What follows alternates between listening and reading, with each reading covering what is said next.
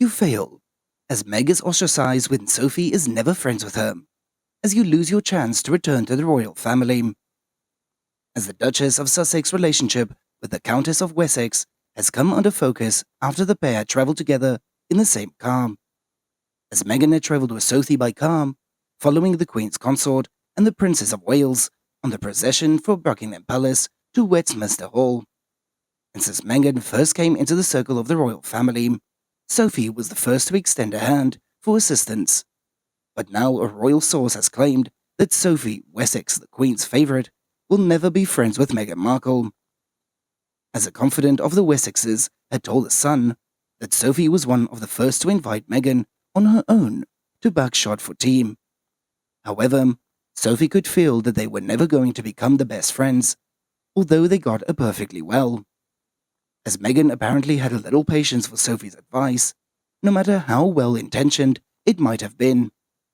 And when Prince Harry and Meghan Markle had first announced that they wanted to take a step back from the royal roles, they had hoped to continue serving the Queen in some capacity. However, it was the late monarch herself who had quashed their half-in, half-out proposal, leading to the pair to walk away completely in March of 2020.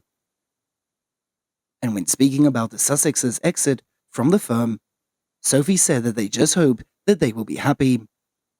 But possibly more pointedly, she said that the royal family do all that they can to try and assist the new members to adjust to the royal life, adding that we all try to help any new members to the family, as the Countess knows how hard it can be to adapt to the unique culture of a royal life.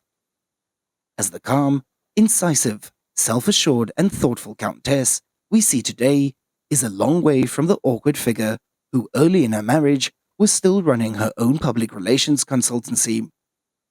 And after Prince Edward and Sophie got married, she drew widespread criticism after people had claimed that she was exploiting her royal status to boost her PR career.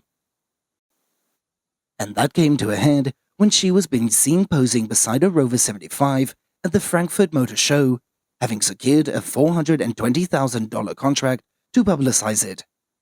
But then Sophie had finally gave up her PR company and had committed herself to a life of full-time royal duties, as she quickly became one of the Queen Elizabeth II's favourite, as the two shared an interest in history and would counter on about ancient battles for hours.